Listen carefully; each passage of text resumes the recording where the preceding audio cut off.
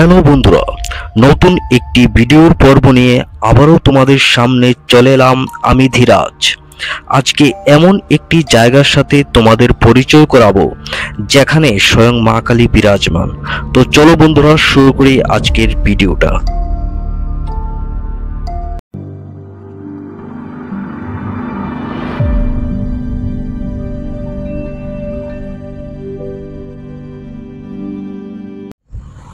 বন্ধুরা, এই সেই জাগ্রত মন্দির, যে মন্দিরটাতে আমি এখন আসলাম এবং মার দর্শন করলাম। সবার মুখে মুখে জানা যায় এই সেই মন্দির, যে মন্দিরে তোমরা আসলে তোমাদের মনের বাসনা পূর্ণ হবে, মার কাছে তোমরা মন থেকে যা চাইবে তাই তোমরা পাবে। তো এই আশা এবং বিশ্বাস নিয়ে আজকে এই মন্দিরটিতে আসলাম। অনেক দিন ধরে ভাবছি যে আসবো, কিন্তু আসতে পারিনি, হয়তো মা আমাকে ডাকিয়ে নিয়ে আসার জন্য। তো আজকে ডেকেছে, তো সকাল সকাল ঘুম থেকে উঠেই আমি স্নান করে তারপর মার মন্দিরে চলে এলাম। মার টানে টানে চলে এলাম মার মন্দিরে, যে ভাবছি যে এই মন্দিরে গিয়ে মার দর্শন একটু করে নিই। তো এই হচ্ছে সেই মার মন্দির। এই মন্দিরের সম্বন্ধে আমি আগেও অনেকবার অনেক কিছু শুনেছি। তো মন্দিরটা ঠিক রাস্তার ধারেই, দুর্জনগর, জায়গাটার নাম হচ্ছে দুর্জনগর। আর এই যে রাস্তাটা তোমরা দেখছো আমার পিছনে, এই যে রাস্তাটা, এই রাস্তাটা চলে গেছে বটজলা হয়ে, তোমরা দুর্গাচৌনি হয়ে বটতলা যেতে পারবে এই রাস্তাটা দিয়ে। আর এই রাস্তা দিয়ে এসে ঠিক মুখোমুখির মধ্যেই এই যে মন্দিরের মেন গেট, মুখোমুখি এটা হচ্ছে দুর্জনগর এরিয়া। তো তোমরা দুর্জনগর আসলে এই মন্দিরটা তোমরা পেয়ে যাবে, ঠিক রাস্তার লগেই তোমরা এই মন্দিরটা পেয়ে যাবে। তো যারা আসতে চাও এই মন্দিরটিতে, তো তোমরা অবশ্যই এসো এবং এসে মার দর্শন করে যাও। এমন আরো অনেক জায়গা আমি তোমাদেরকে এক্সপ্লোর করবো, যেগুলি এখনো ইউটিউবে কোনো ইউটিউবার হয়তো এক্সপ্লোর করেনি। এমন অনেক জাগ্রত মন্দির আছে আমাদের আগরতলার মধ্যে, আনাচে কানাচে অনেক জায়গার মধ্যে আছে যেখানে মা বিরাজমান। এমন তোমাদের জানা মতো যদি এমন কোনো জায়গা থাকে তাহলে অবশ্যই আমার কমেন্টের মধ্যে জানাবে। আমি এই ধীরাজ তোমাদেরকে কথা দিচ্ছি যে আমি এইসব জায়গার মধ্যে যাব এবং সবগুলি মানুষের সামনে গিয়ে এক্সপ্লোর করব এবং দেখাবো।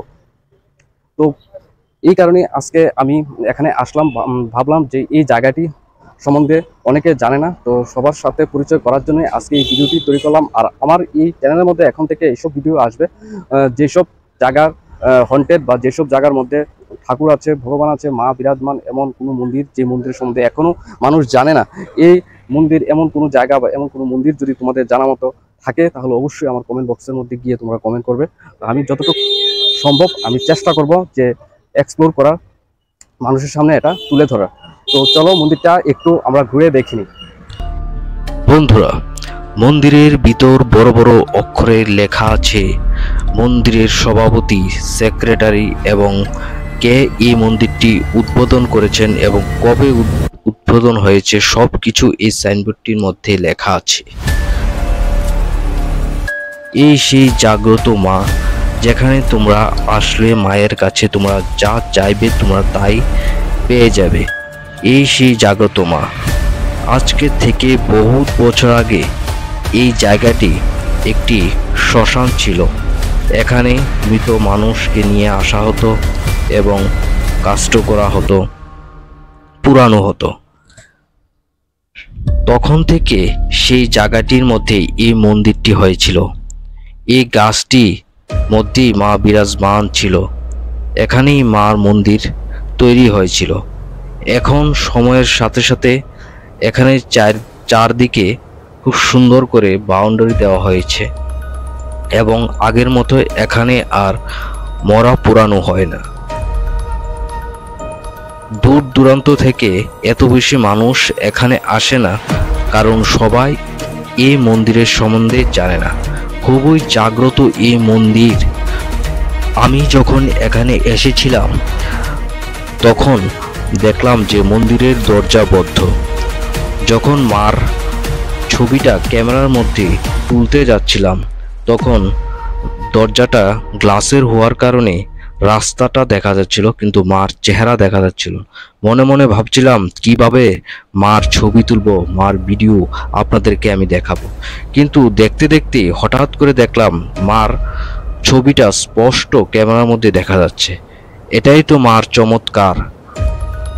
আপনারা বিশ্বাস করে এখানে আসুন, দেখবেন আপনাদের মনোবাসনা পূর্ণ হয়েছে। যদি ভিডিওটা ভালো লাগে তাহলে অবশ্যই চ্যানেলটাকে সাবস্ক্রাইব করে আমার পাশে থাকবেন। আর এই মন্দিরে আসতে হলে আপনাদেরকে বটতলা থেকে ডাইরেক্ট বরজলা হয়ে নতুননগর রুটের 3 রাস্তার মুখেই আপনি এই মন্দিরটা পেয়ে যাবেন। পঞ্চবটী শিবকালী মন্দির বললে নামিয়ে দেবে আপনাকে মন্দিরের সামনে।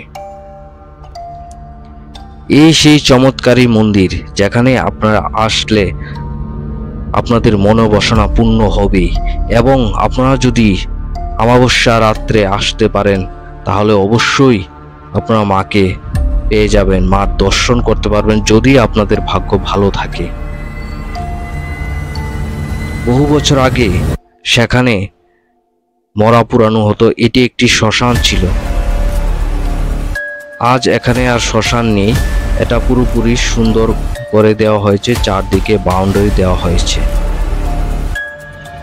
কিন্তু মা এখনো সেখানে বিরাজমান। বিশ্বাস করা না করা সম্পূর্ণ আপনাদের ব্যাপার।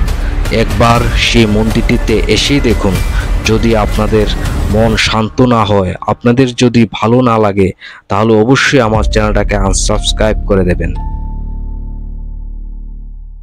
আজকের মতো এখানেই বিদায় নিচ্ছি। সবাই ভালো থাকবেন, সুস্থ থাকবেন। আর এমন আপনাদের জানা মতো কোনো জায়গা যদি থাকে যে জায়গাটি এখনো মানুষ জানে না, তাহলে আমাকে অবশ্যই কমেন্টের মধ্যে জানাবেন। ধন্যবাদ সবাইকে।